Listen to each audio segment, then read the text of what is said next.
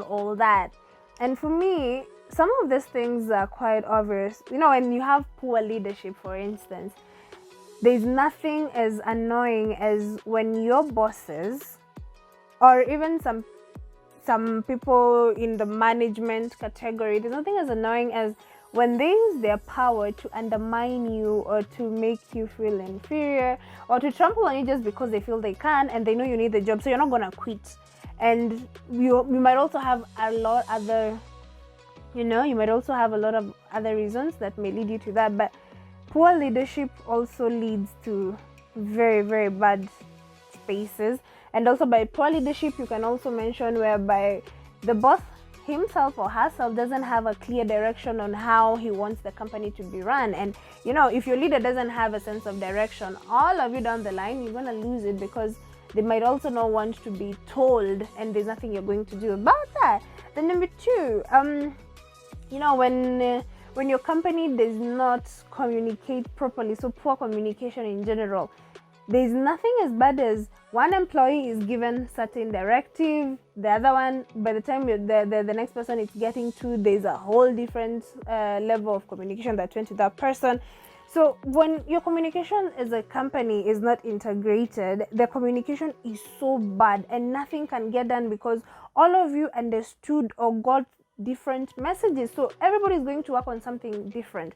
Now when you're going to present, especially if you're in an environment whereby people who do hierarchy, they don't even want to, their juniors are not allowed to do some things, or even if not hierarchy per se, even if it's just general office, you're not allowed to, there's no teamwork per se, so everybody does whatever they do and then they just go and present. And maybe at that point is when you're going to put everything together after they've taken points from all of you. So you can imagine such a situation. Person A understood something different.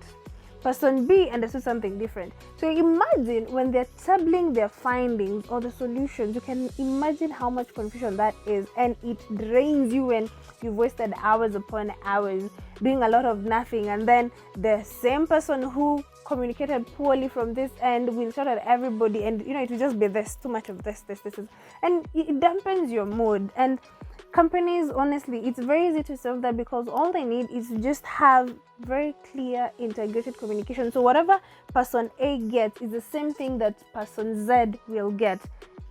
Now we move to the next. And the next thing is sexual harassment, and it happens to both men and women. So it's not just one gender nowadays. At least every man or woman complains one of the two. So sexual harassment, I even think I need to define this, because I feel all of us at one point we've understood, and especially for women, we know exactly what sexual harassment is. And if that is in your working space, you're not going to look forward to it. Also, and workers who are unmotivated, they won't work well.